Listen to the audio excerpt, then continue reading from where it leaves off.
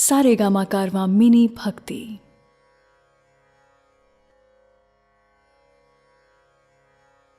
भगवद गीता गीता सार चैप्टर 1। नमस्कार दोस्तों, भगवद गीता और भगवद गीता के ज्ञान पर असंख्य लोगों ने काम किया है। जाने कितनी ही गीता आपने सुनी भी होगी, परंतु मैं शैलेंद्र भारती अब आपके सामने प्रस्तुत कर रहा हूं भगवद गीता की एक और व्याख्या। क्या विशेष है इस गीता में? गीता में अगर कुछ विशेष हैं तो वो हैं श्री कृष्ण। बाकी हम सब निमित्त हैं, साधन हैं। लेकिन ये मेरा खास प्रयास है कि हमारे आज के जमाने में ये ग्रंथ हमें रास्ता दिखाए, आसानी से गीता को हम सब समझ पाएं और अपने रोजमर्रा के जीवन में इसका उपयोग कर पाएं। वैसे गीता के बारे में बहुत कुछ कहा गया है, सुना गया है। शायद ही कोई ऐसा धर्म ग्रंथ होगा जिस पर इतना लिखा गया हो।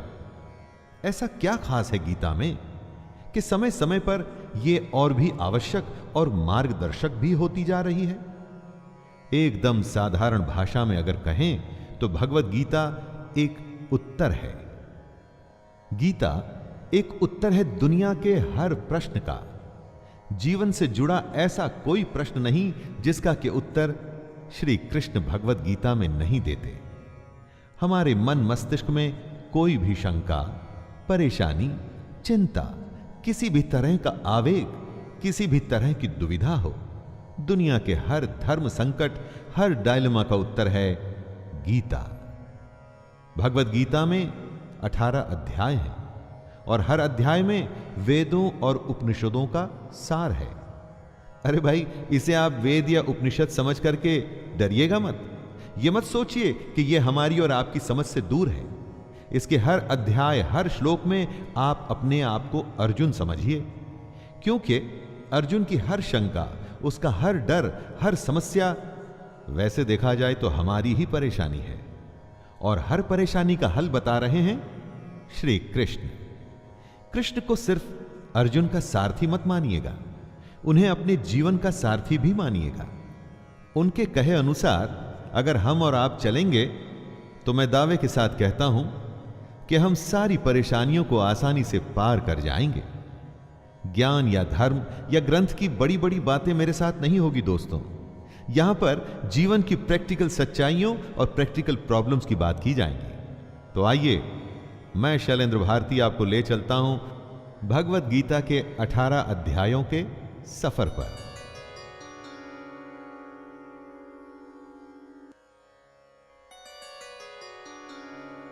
अध्याय 1, अर्जुन विषाद योग। पहला अध्याय है अर्जुन विषाद योग। यहां शुरुआत होती है धृतराष्ट्र के सवालों से। वो जानना चाहते हैं कि युद्ध में क्या हो रहा है, उनका पुत्र दुर्योधन और उनकी सेना क्या कर रही है, और साथ ही में पांडु पुत्रों की सेना क्या कर रही है। उसके बाद दोनों सेनाओं के शूर वीरों का वर्णन, और उसके बाद आता है अर्जुन का विषाद, मतलब कि उनका दुख, उनकी समस्या, उनका धर्म संकट। आइए सुनते हैं अर्जुन विषाद योग। धृतराष्ट्र उवाच धर्मक्षेत्रे कुरुक्षेत्रे समवेतायुयोत्सवः मामकाः पाण्डवाश्चैव किमकुर्वत संजय। धृतराष्ट्र संजय से पूछते हैं, धर्म भूमि कुरुक्षेत्र में युद्ध करने के लिए एकत्र हुए मेरे और पांडु के पुत्र क्या कर रहे हैं? धृतराष्ट्र जानना चाहते हैं कि युद्ध स्थल पर आखिर हो क्या रहा है। धृतराष्ट्र अंधे थे, देख नहीं सकते थे, लेकिन आंखों से अंधे थे, मन और मस्तिष्क से नहीं। उन्हें पता था कि वो धर्म के साथ नहीं, क्योंकि धर्म तो वहां होता है जहां श्री कृष्ण थे। अपने पुत्र मोह में उन्होंने शांति की जगह युद्ध को चुना था, लेकिन वो जानते थे कि इस युद्ध को जीतना आसान नहीं होगा। अपने जीवन में जब हम कुछ गलत करते हैं तो हम भी समझ रहे होते हैं दोस्तों कि हमारे किए का नतीजा शायद अच्छा ना हो। और ऐसा ही धृतराष्ट्र के साथ भी हुआ। वो भी इसी डर और इसी आशंका में दिखते हैं। संजय उवाच दृष्ट्वा तु पांडवानीकं व्यूढ़ं दुर्योधनस्तदा आचार्यमुपसंगम्य राजा वचनमब्रवीत्। संजय आंखों देखा हाल बताते हुए उत्तर देते हैं, हे राजन, दुर्योधन पांडवों की सेना के व्यूह को देख रहे हैं और यह बात गुरु द्रोणाचार्य को जाकर के कहते हैं। संजय को दिव्य दृष्टि प्राप्त हुई थी।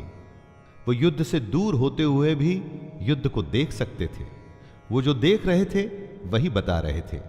इसमें वो अपनी तरफ से कुछ भी नहीं कह रहे थे, सिर्फ आंखों देखा हाल बता रहे थे युद्ध का।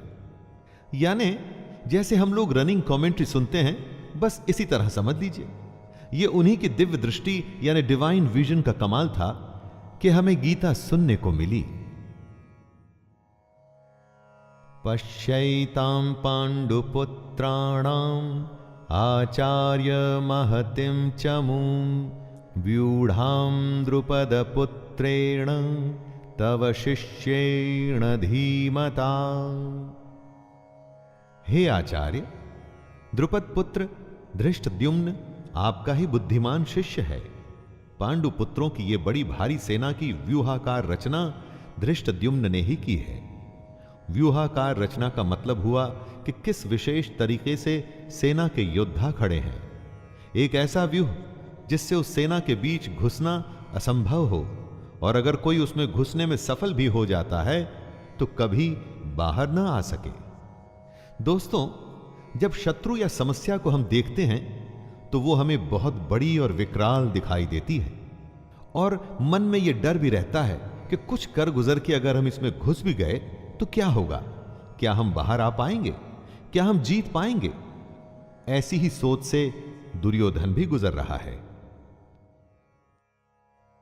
अत्र शूरा महेश्वासा भीमार्जुन समायुधे युयुधानो विराटश्च द्रुपदश्च महारथः धृष्टकेतुश्चेकितानः काशीराजश्च वीर्यवान् पुरुजितकुन्तिभोजश्च शैब्यश्च नरपुङ्गवः युधामन्युश्च विक्रान्त उत्तमौजाश्च वीर्यवान् सौभद्रो द्रौपदेयाश्च सर्व एव महारथाः।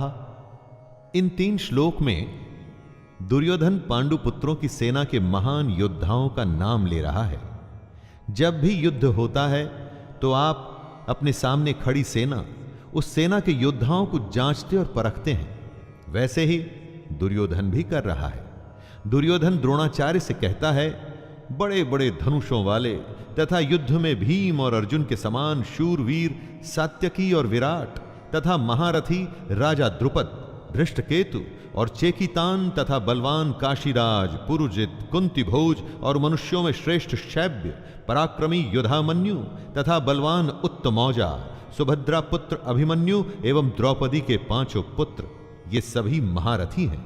इससे हमें यह पता चलता है कि चाहे शत्रु हो या शत्रु के जैसी समस्या, उसके बारे में सब कुछ जानना चाहिए। दोस्तों, समस्या के हर पहलू से हमें वाकिफ होना चाहिए। समस्या के हर पार्ट, उसके अंग के बारे में मालूम होना चाहिए, जैसा कि दुर्योधन भी कर रहे हैं।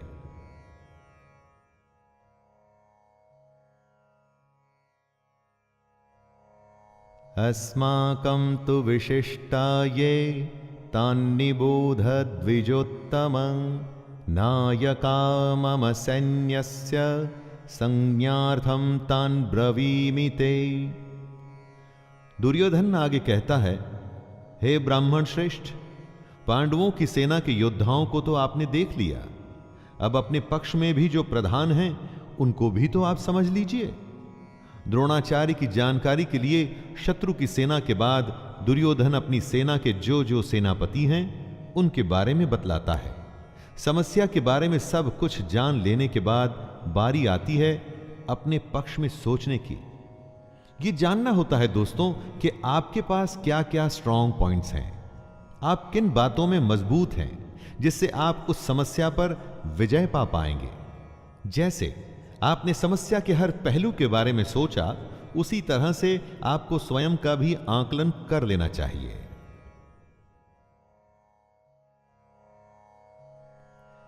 भवान् भीष्मश्च कर्णश्च कृपश्च समितिञ्जयः अश्वत्थामा विकर्णश्च सौमदत्तिस्तथैव च। सबसे पहले आप द्रोणाचार्य और पितामह भीष्म तथा कर्ण और संग्राम विजयी कृपाचार्य तथा वैसे ही अश्वत्थामा, विकर्ण और सोमदत्त का पुत्र भूरिश्रवा के बारे में जानिए। दोस्तों, जिस तरह से हम आज के जमाने में रिस्क असेसमेंट करते हैं ना, वैसे ही दुर्योधन भी अपने शत्रु की सेना को देखते हुए दोनों सेनाओं के योद्धा की बातें करते हुए आगे होने वाले युद्ध के लिए तैयार हो रहे हैं। चुनौती को हर तरह से समझकर ही उस पर विजय प्राप्त की जा सकती है। चुनौती को इतने अच्छे से जान लेना चाहिए कि जब हम उससे लड़ने जाएं तो कुछ नया न लगे, कोई सरप्राइज ना आए। युद्ध हो या चुनौती, सरप्राइज आपको हरा सकता है। अन्ये च बहवः शूरा मदर्थे त्यक्त जीविताः नानाशस्त्र प्रहरणः सर्वे युद्ध विशारदाः। दुर्योधन गर्व के साथ कहता है कि मेरे लिए जीवन की आशा त्याग देने वालों की कमी नहीं।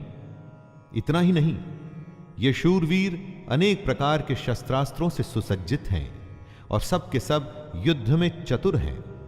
दुर्योधन के एक इशारे पर उसकी सेना के शूरवीर लड़ने मरने को तैयार हैं। उन्हीं को देख दुर्योधन खुश हो रहा है। दुर्योधन के साथ युद्ध में लड़ने के लिए शूरवीर थे जो उसके लिए मरने को तैयार हैं।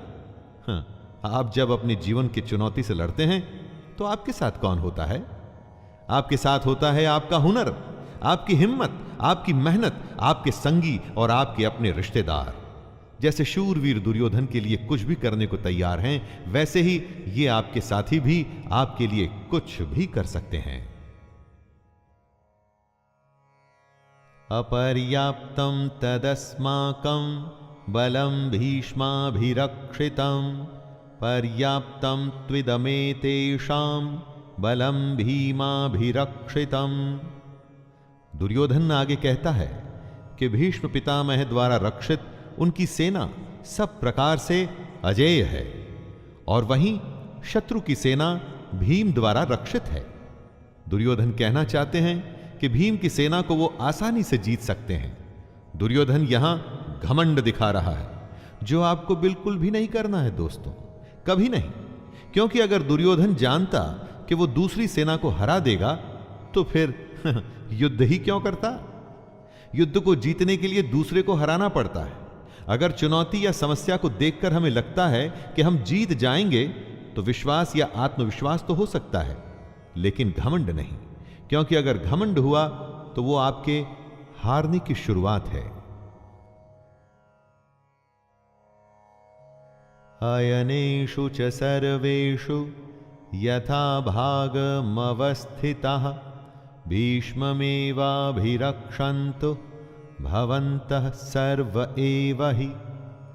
दोनों सेनाओं के इस तरह के वर्णन से दुर्योधन अपनी इस बात पर पहुंचना चाहता था, और वो ये कि हर किसी को अपने अपने मोर्चों पर अपनी अपनी जगह स्थित रहते हुए निसंदेह भीष्म पितामह की रक्षा करनी है।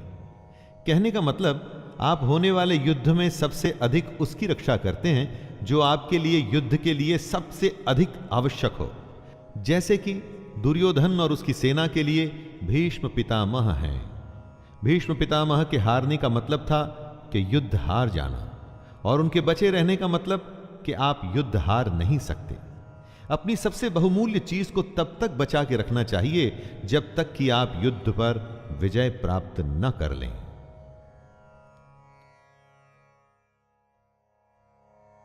तस्य संजनयन हर्षं कुरु वृद्धः पितामह सिंहनादं विनद्योच्चैः शंखदध्मो प्रतापवान। शंख उद्घोषणा होती है होने वाले युद्ध की। कौरवों में सबसे वृद्ध सबसे बड़े प्रतापी पितामह भीष्म ने उच्च स्वर में सिंह की दहाड़ के समान गरज कर ऐसा शंख बजाया कि दुर्योधन के हृदय में हर्ष उत्पन्न हो गया।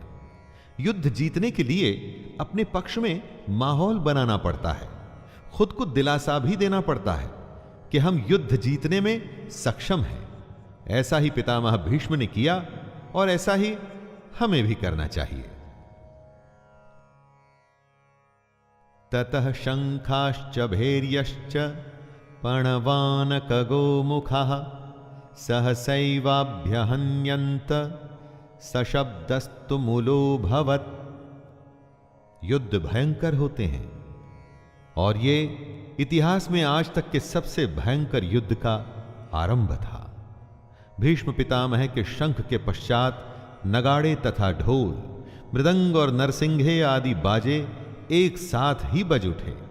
इन बाजों का नाद संगीतमय नहीं, बहुत ही डरावना था।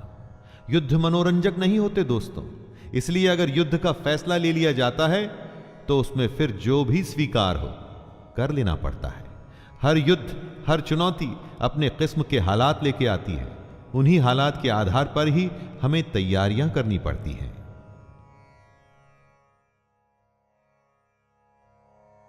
ततः श्वेतैर्हयैर्युक्ते महति स्यन्दने स्थितौ माधवः पाण्डवश्चैव दिव्यौ शंखौ प्रदद्मतुः।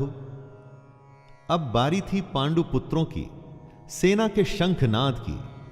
सफेद घोड़ों से युक्त उत्तम रथ में बैठे हुए श्री कृष्ण और अर्जुन ने भी अपने अपने अलौकिक शंख बजाए। युद्ध में जब तैयारी होती है ना, तो दोनों तरफ से होती है। हर पक्ष अपनी विजय की आशा में खुद को, अपनी सेना को भरोसा देता है। आज के समय में हम खुद के लिए अगर शंख बजाने की उपमा के बारे में सोचे तो यह हो सकता है कि हम कुछ भी ऐसा कर सकते हैं जो हमें मोटिवेट या प्रोत्साहित करे।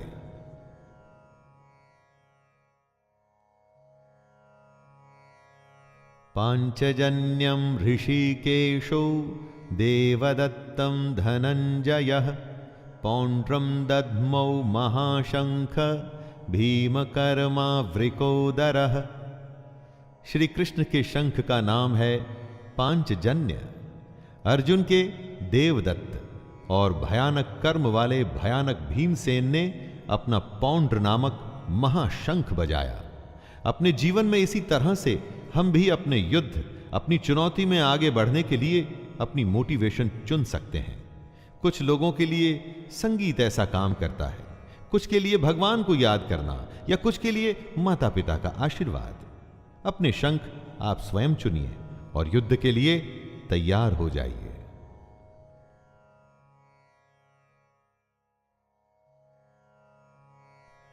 अनंत विजयम राजा कुंती पुत्रो युधिष्ठिरः नकुलः सहदेवश्च सुघोषमणिपुष्पका।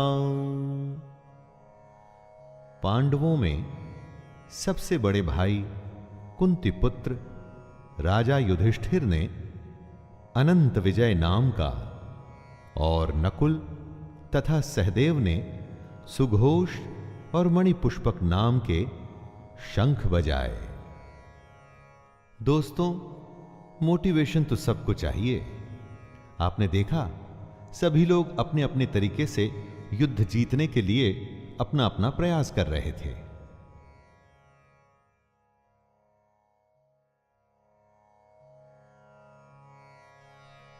काश्यश्च परमेश्वासः शिखंडी च महारथः धृष्टद्युम्नो विराटश्च सात्यकिश्चापराजितः द्रुपदो द्रौपदेयाश्च सर्वशः पृथ्वीपते सौभद्रश्च महाबाहु शंखान दद्मुः पृथक पृथक।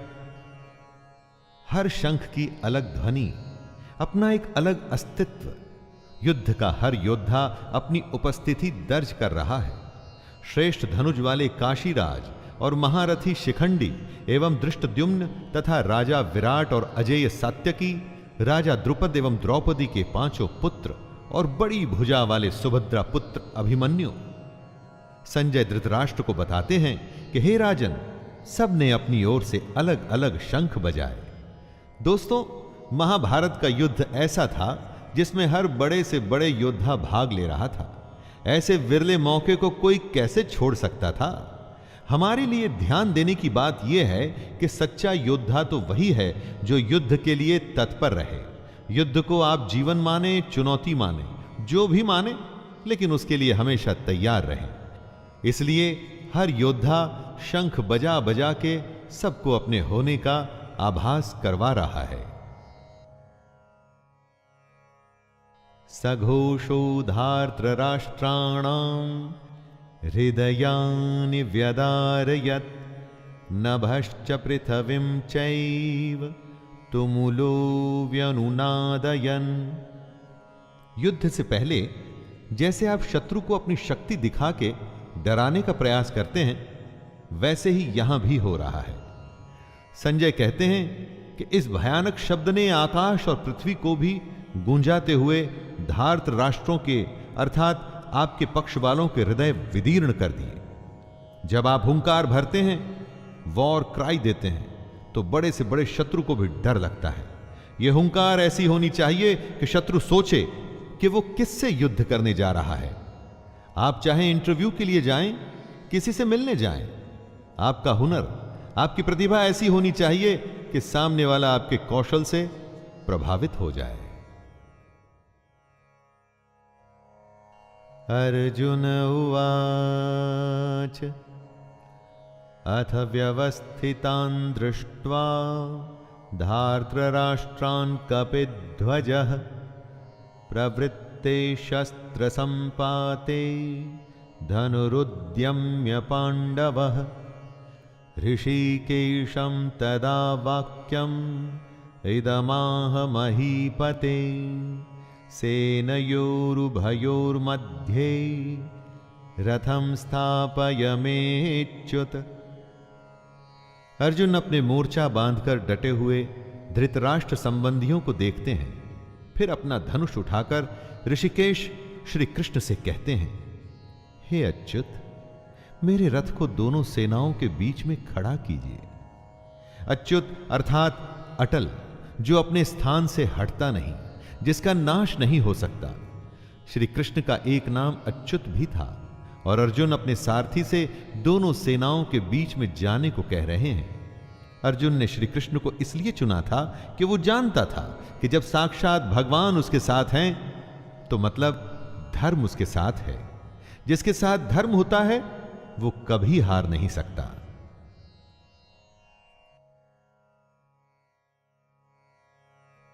यावदेतान्निरीक्षेऽहं योद्धुकामानवस्थितान् कैर्मया सह योद्धव्यम् अस्मिन् रणसमुद्यमे। आज के जीवन का यह सबसे बड़ा ज्ञान है दोस्तों। युद्ध कोई भी हो सकता है, किसी भी प्रकार का, पर्सनल या बिजनेस से जुड़ा हुआ, लेकिन दोनों पक्षों के बीच में जाकर आप युद्ध की सही अवस्था के बारे में जान सकते हैं। अर्जुन श्री कृष्ण से कहते हैं कि हे कृष्ण, जब तक मैं युद्ध क्षेत्र में डटे हुए युद्ध के अभिलाषी इन विपक्षी योद्धाओं को भली प्रकार देख न लूं कि इस युद्ध रूपी व्यापार में मुझे किन किन के साथ युद्ध करना योग्य है, तब तक इस रथ को यहीं खड़ा रखिए। हमें भी दोस्तों, जी हां, हमें भी इसी तरह अपनी समस्या के बीच में खड़े हो उसे भली भांति देखना और परखना चाहिए और तभी निर्णय लेना चाहिए।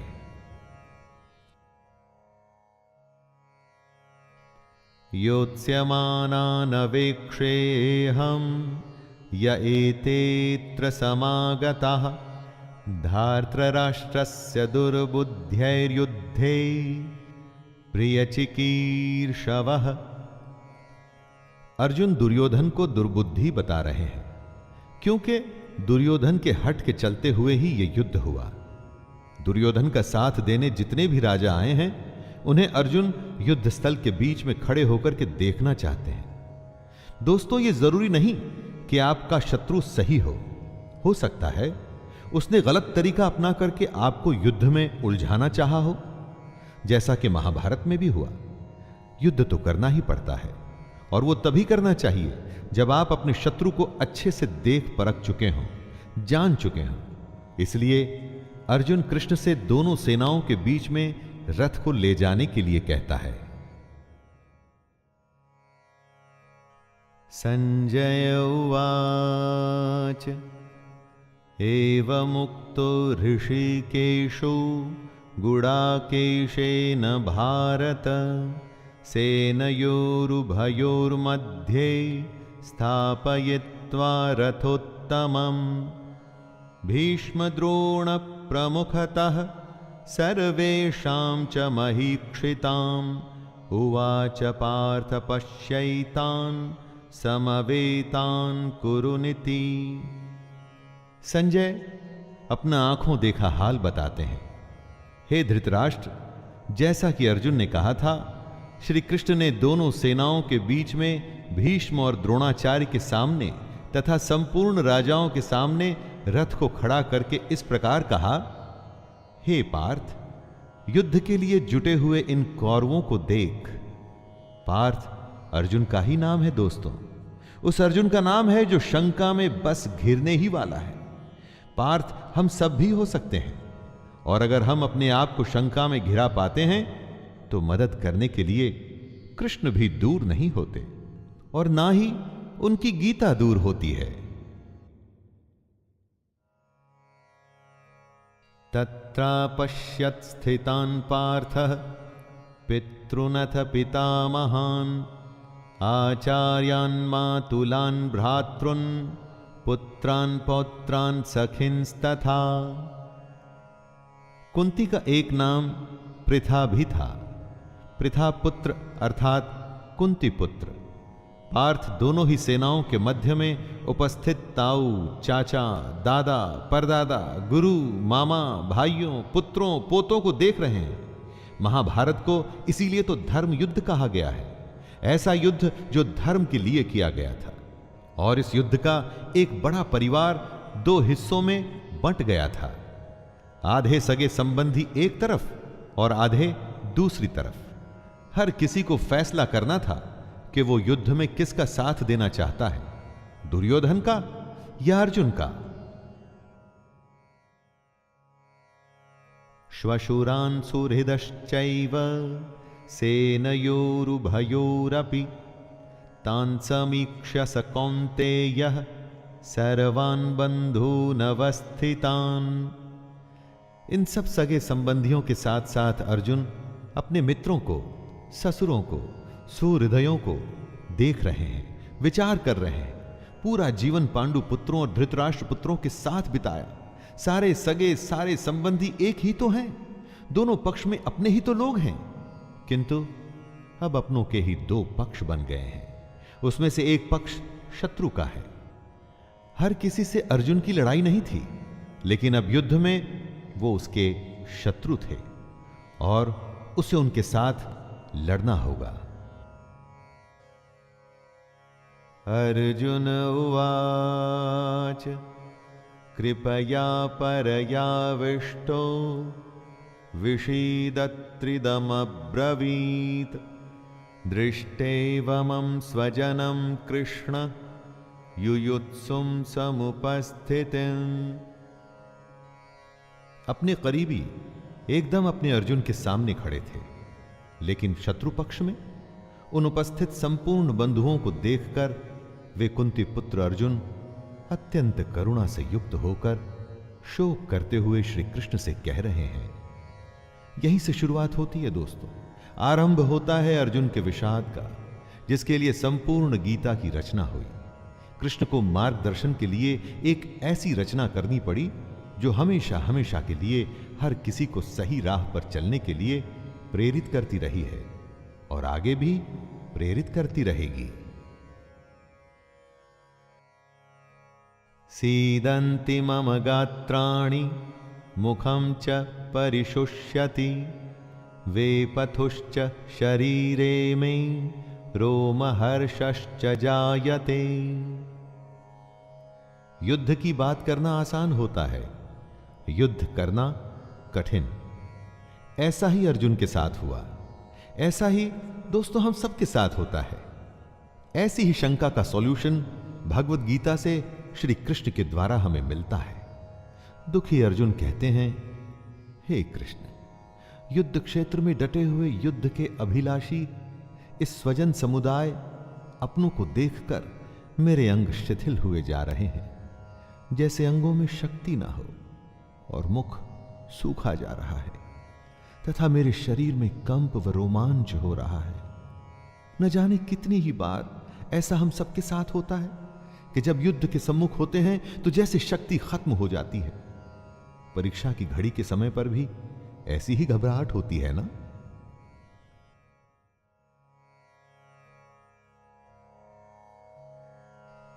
गांडीवं स्रंसते हस्तात्वक्चैव परिद्यह्यते न च शक्नोम्यवस्थातुं भ्रमतीव च मे मनः। अर्जुन अपने दुख को बता रहे हैं। उनका दुख दोस्तों हमारी दुविधाओं से अलग नहीं है।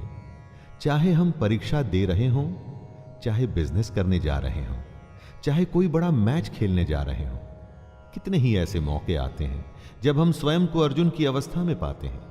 लगता है जैसे कि हम युद्ध के लायक ही नहीं, युद्ध हम कर ही नहीं पाएंगे। अर्जुन के हाथ से उनका गांडीव धनुष गिर रहा है और त्वचा भी बहुत जल रही है तथा उनका मन भ्रमित सा हो रहा है, इसलिए वो खड़े रहने में भी समर्थ नहीं है।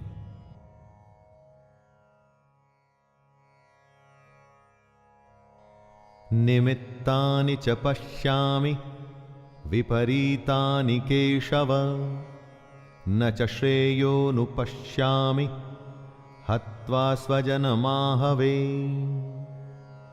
विश्व का सबसे बड़ा योद्धा अर्जुन हताश है। युद्ध से पहले अगर आप खुद को कांपता हुआ पाते हैं, देखते हैं कि डर से आपका मुंह सूख रहा है, तो आपको निश्चित ही लगता है कि आप हारने वाले हैं। दुनिया खत्म सी होती दिखती है, चारों तरफ अंधकार सा महसूस होता है। ऐसे ही समय में हमें एक मार्गदर्शक की जरूरत होती है। इसीलिए अर्जुन कहते हैं, हे केशव, मैं लक्षणों को भी विपरीत ही देख रहा हूं तथा युद्ध में स्वजन समुदाय को मारकर कल्याण भी नहीं दिखता। यानी अपनों की जान लेके मुझे क्या फायदा होगा। न कांक्षे विजयम कृष्ण न च राज्यम सुखानि च किं नो राज्येन गोविंद किं भोगैर्जीवितेन वा। अर्जुन बात को स्पष्ट रखते हैं। डर में सब व्यर्थ लगता है। अर्जुन कहते हैं, हे कृष्ण, मैं न तो विजय चाहता हूं और न राज्य, और ना ही मैं सुखों को चाहता हूं। हे गोविंद, हमें ऐसे राज्य से क्या प्रयोजन है अथवा ऐसे भोगों से और जीवन से भी क्या लाभ है। इस विषाद में, शंका में, डर या घबराहट में अर्जुन सब कुछ छोड़ने को, त्याग देने को तैयार हैं। धन दुनिया उन्हें कुछ भी नहीं चाहिए। वो ऐसे भयभीत और डर गए हैं कि दुनिया की हर खुशी को छोड़कर इस समय बस इस युद्ध से बचना चाहते हैं। इन्हीं लक्षणों को हमें भी पहचानना है ताकि ऐसी अवस्था में हम भी वो करें जो कृष्ण बताएंगे। येषामर्थे कांक्षितं नो राज्यं भोगाः सुखानि च त इमेव स्थिता युद्धे प्राणांस्त्यक्त्वा धनानि च। अर्जुन कहते हैं, हमें जिनके लिए राज्य, भोग और सुखादि अभिष्ट हैं, वे ही ये सब धन और जीवन की आशा को त्याग कर युद्ध में खड़े हैं। सोचिए, जीवन का हर युद्ध, हर काम हम अपनों के लिए करते हैं। हमारा सारा काम, सारे फायदे, सारी सुख शांति, भाग दौड़ सिर्फ और सिर्फ अपनों के लिए होती है, और यहां पर हमें अपनों को ही मारना पड़ रहा है। इससे बड़ी क्या दुविधा होगी। अब वही अपने आप को मारने के लिए खड़े हैं और आपको भी उन्हें मारना पड़ेगा। ऐसी दुनिया किस काम की? यही उलझन अर्जुन के मन में है।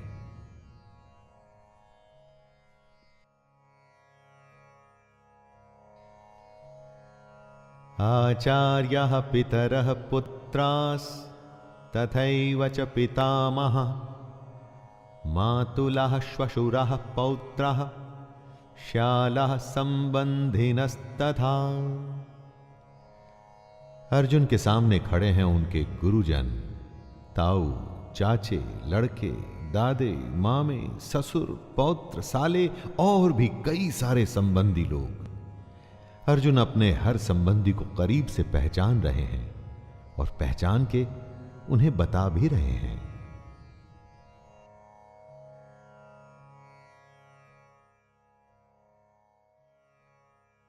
एतान्न हन्तुमिच्छामि ज्ञतोऽपि मधुसूदन अपि त्रैलोक्य राज्यस्य हेतुः किं नु महि कृते।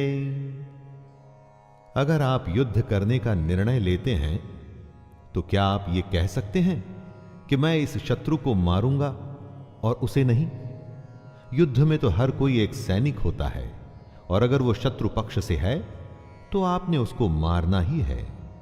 यही दुविधा है अर्जुन की, जो वो बता रहे हैं। हे मधुसूदन, मेरे मारने पर अथवा तीनों लोकों के राज्य के लिए भी मैं इन सबको मारना नहीं चाहता। फिर पृथ्वी के लिए तो कहना ही क्या है। देखा दोस्तों, तीन लोकों का राज्य भी अर्जुन को नहीं चाहिए। अगर उसके लिए उसे अपनों का वध करना पड़ता है तो उसे वो नहीं चाहिए। दोस्तों, जीवन में कई बार ऐसी घड़ी आती है जब हमको जो सबसे प्रिय है ना, उसका त्याग करना पड़ता है, क्योंकि हमें अपने ध्येय की ओर बढ़ना पड़ता है। और अगर हम ऐसा करते हैं तभी हमें ध्येय की प्राप्ति होती है। तब क्या अपनी सबसे प्यारी चीज को हम छोड़ सकते हैं?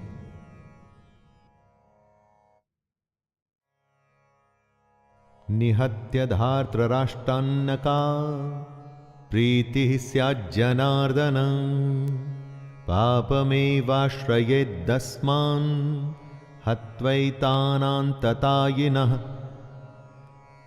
अर्जुन आगे कहते हैं, हे जनार्दन, धृतराष्ट्र के पुत्रों को मारकर हमें क्या प्रसन्नता होगी? इन आतताइयों को मारकर हमें तो पाप ही लगेगा ना। शत्रु पक्ष में चाहे आतताई बुरे लोग ही क्यों न हो, लेकिन हैं तो अपने। अपनों को मारकर अपनों को दुख देके केवल पाप ही मिल सकता है, पुण्य तो नहीं। यह कुरु पुत्रों के लालच का ही परिणाम था कि भाई भाई आमने सामने थे। दोस्तों, लालच से कभी किसी का भला नहीं होता। महाभारत में भी नहीं होना था। एक पक्ष को जीतना था तो दूसरे पक्ष को मारना था। तस्मान्नार्हा वयं हन्तुं धार्तराष्ट्रान् स्वबान्धवान् स्वजनं हि कथं हत्वा सुखिनः स्याम माधव। क्या अपने परिवार को मारकर आपको सुख मिल सकता है? इसीलिए महाभारत को धर्म युद्ध कहा जाता है।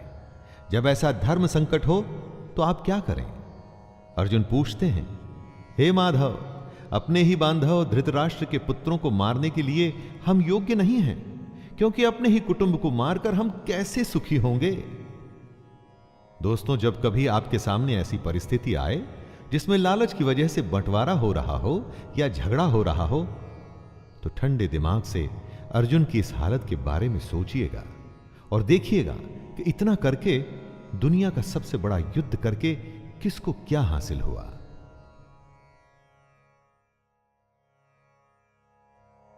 यद्यप्येते न पश्यन्ति लोभोपहत चेतसः कुलक्षय कृतं दोषं मित्रद्रोहे च पातकम् कथं न ज्ञेयमस्माभिः पापादस्मान्निवर्तितुं कुलक्षय कृतं दोषं प्रपश्यद्भिर्जनार्दन। आपका शत्रु किसी भी प्रकार के पाप को करने को तैयार है, लेकिन आप समझते हैं कि जो गलत है, अनुचित है, वो नहीं करना चाहिए। इन दो श्लोक में अर्जुन ने इसी दुविधा को बताया है। यद्यपि लोभ से भ्रष्ट चित्त हुए ये लोग कुल के नाश से उत्पन्न दोष को और मित्रों से विरोध करने में पाप को नहीं देखते, तो भी हे जनार्दन, कुल के नाश से उत्पन्न दोष को जानने वाले हम लोगों को इस पाप से हटने के लिए क्यों नहीं विचार करना चाहिए? दुश्मन गलत कर रहा है, वो ये नहीं समझता, लेकिन आप तो समझते हैं। तो समझदार होने के नाते क्या आपको युद्ध से हटने के लिए नहीं सोचना चाहिए? लेकिन अगर युद्ध से हट गए तो उसे आपकी हार मानी जाएगी। क्या उसके लिए आप तैयार होंगे दोस्तों?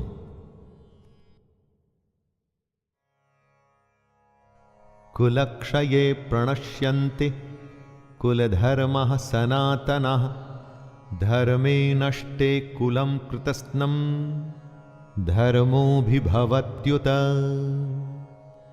जहां परिवार खत्म हो जाता है वहां कुछ नहीं बचता। कुल का नाश होने का मतलब सब कुछ खत्म हो जाना होता है। ऐसी ही स्थिति में अर्जुन फंसे हुए हैं। वो कहते हैं कुल के नाश से सनातन कुल धर्म नष्ट हो जाते हैं तथा धर्म का नाश हो जाने पर संपूर्ण कुल में पाप भी बहुत फैल जाता है। अर्जुन जो कहना चाहते हैं वो ये है कि अगर परिवार नष्ट होता है तो धर्म नष्ट होता है। धर्म के नष्ट होने से पूरे कुल, संपूर्ण परिवार में पाप बढ़ जाता है। परिवार ही है जो हमें अपनी जड़ों से, अपने गुणों से, अपने आदर्शों से जोड़ के रखता है। उसके खत्म होते ही समाज में चारों तरफ पाप बढ़ने लगता है। दोस्तों, आप चाहें तो अपने चारों तरफ भी देख सकते हैं। जहां परिवार का सम्मान नहीं, वहां किसी भी बात का सम्मान नहीं होता और समाज पतन की ओर ही जाता है। अधर्माभिभवात् कृष्ण प्रदुष्यन्ति कुलस्त्रियः स्त्रीषु दुष्टासु वाष्णेर्य जायते वर्णसंकरः। परिवार की भलाई उसकी स्त्रियों पर निर्भर करती है। अगर कोई घर बनता है तो वो परिवार की महिला की वजह से बनता है। जिस घर में महिला नहीं होती तो कहते हैं कि उस घर का कोई भविष्य ही नहीं। और अगर ये स्त्रियां दूषित या करप्ट हो जाएं तो उसका क्या असर होता है? अर्जुन कहते हैं, हे कृष्ण, पाप के अधिक बढ़ जाने से कुल की स्त्रियां अत्यंत दूषित हो जाती हैं और स्त्रियों के दूषित हो जाने पर वर्ण संकर उत्पन्न होता है। संकरो नरकायैव कुलघ्नानां कुलस्य च पतन्ति पितरो ह्येषां लुप्तपिंडोदक क्रियाः। वर्ण संकर का यहां पर मतलब है जहां वर्ण या समाज की मर्यादाओं को सम्मान न देते हुए गलत तरीके से, गलत वर्णों के मेल से जब संतान की उत्पत्ति होती है तो वो सब कुछ खत्म कर देती है। इसीलिए समाज के नियम बड़े सोच समझकर बनाए गए होते हैं दोस्तों, और इतने हजारों वर्षों की सोच और उस नियमों को बिना सोचे समझे नहीं तोड़ना चाहिए। अर्जुन इसी बात का वर्णन कर रहे हैं कि हे कृष्ण, वर्ण संकर कुल घातियों को और कुल को नरक में ले जाने के लिए ही तो होता है। लिप्त हुई पिंड और जल की क्रिया वाले अर्थात श्राद्ध और तर्पण से वंचित इनके पितर लोग भी अधोगति को प्राप्त होते हैं।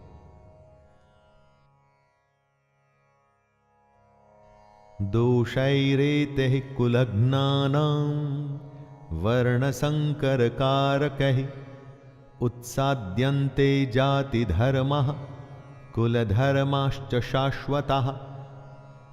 अर्जुन ने कहा, इन वर्ण संकर कारक दोषों से कुल घातियों के सनातन कुल धर्म और जाति धर्म नष्ट हो जाते हैं। जहां वर्ण संकर होता है ना, वहां धर्म का नाश निश्चित है। वर्ण संकर की वजह से, जैसा कि अर्जुन ने बताया, कुल के धर्म का नाश होता है और जाति के धर्म का भी नाश हो जाता है। जब कोई अपने धर्म का पालन नहीं करेगा, अपने कर्तव्य का निर्वाह नहीं करेगा और समाज मनमानी करके अगर कोई नियम नहीं मानेगा, तो फिर समाज समाज कैसे रह जाएगा? समाज तो नाम ही कायदे और कानून का है, जहां सब सम्मान से, बिना किसी डर के एक साथ रह सकें। उत्सन्न कुल धर्माणाम मनुष्याणाम जनार्दनम नरके नियतम वासो भवतीत्यनुशुश्रुमं। हे जनार्दन, जिनका कुल धर्म नष्ट हो गया है, ऐसे मनुष्यों का अनिश्चित काल तक नरक में वास होता है। ऐसा हम सुनते आए हैं। महाभारत के समय कुल की मान्यता इतनी थी दोस्तों कि अगर किसी के कुल का नाश हो जाता था तो माना जाता था कि अब यह हमेशा के लिए नरक में ही रहेगा। इसीलिए कुल की रक्षा करना, उसके सम्मान को बचाना, उसका नाम करना इतनी बड़ी बात मानी जाती थी। अर्जुन ही नहीं, ऐसा हम भी सुनते आए हैं कि जो धर्म का, कुल का सम्मान नहीं करते, वो सीधे नरक को जाते हैं। इसे आप ऐसा भी मान सकते हैं कि जहां धर्म नहीं होता, वो जगह अपने आप ही नरक बन जाती है।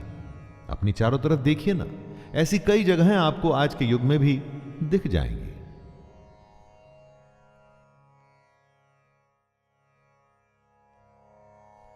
अहो बत महत् पापम कर्तुम व्यवस्थिता वयम यद्राज्य सुख लोभेन हंतुम स्वजनमुद्यतः। अर्जुन आगे स्वयं को दोष दे रहे हैं। शोक, हम लोग बुद्धिमान होकर भी महान पाप करने को तैयार हो गए हैं, जो राज्य और सुख के लोभ से स्वजनों को मारने के लिए उद्यत हो गए हैं। दोस्तों, दुर्योधन जैसा भी है, उसने जो भी निर्णय लिया, लेकिन अर्जुन और उसकी सेना तो समझदार है। तो क्या ऐसा उनके लिए ठीक है? बेवकूफ का पाप शायद माफ भी हो जाए, लेकिन बुद्धिमान से बहुत कुछ की उम्मीद की जाती है।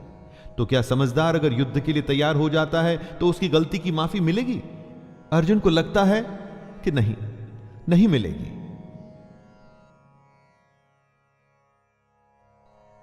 यदि माम प्रतिकारम शस्त्रम शस्त्रपाणयः धार्तराष्ट्रारणे हन्युस् तन्मे क्षेमतरम भवेत्। आंखें बंद कर किसी अपने के बारे में सोचिए जो आपको बहुत पसंद है, जो आपका अपना है, जिसकी गोद में आप खेले हों, जिसके साथ खेले हों, चाहे वो आपसे बड़ा हो या छोटा हो। क्या आप उसे मार पाएंगे? अरे उससे अच्छा तो आपको लगेगा कि उसके हाथों आप स्वयं मारे जाएं। यही बात अर्जुन कहते हैं। यदि मुझ शस्त्र रहित एवं सामना न करने वाले को शस्त्र हाथ में लिए हुए धृतराष्ट्र के पुत्र रण में मार डालें, तो वो मरना भी मेरे लिए अधिक कल्याणकारक होगा। संजय उवाच एवमुक्त्वार्जुनः संख्ये रथोपस्थ उपाविशत् विसृज्य सशरं चापं शोकसंविघ्नमानसः।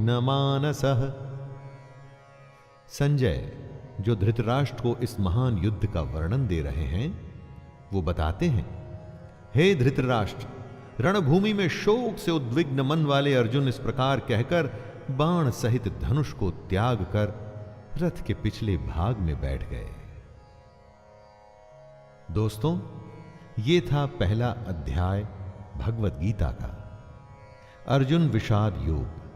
जी हां, इसमें अर्जुन के दुख के होने की, उसके मन में शंका आने की, और यही बातें हमारे सामने साफ मुखर होकर आती हैं इस पूरे अध्याय में। अब इसके बाद के अध्याय में श्री कृष्ण अर्जुन के दुख का, शंका का, परेशानियों का, हर प्रश्नों का किस तरह भली भांति उत्तर देंगे, उसे जानेंगे और सुनेंगे। तो दोस्तों, ये था भगवत गीता का प्रथम अध्याय अर्जुन विषाद योग, जिसे आप तक पहुंचाया है शैलेंद्र भारती ने। बड़ी सुंदर, साधारण और स्पष्ट शब्दों में इसे प्रस्तुत करने का प्रयास किया गया है।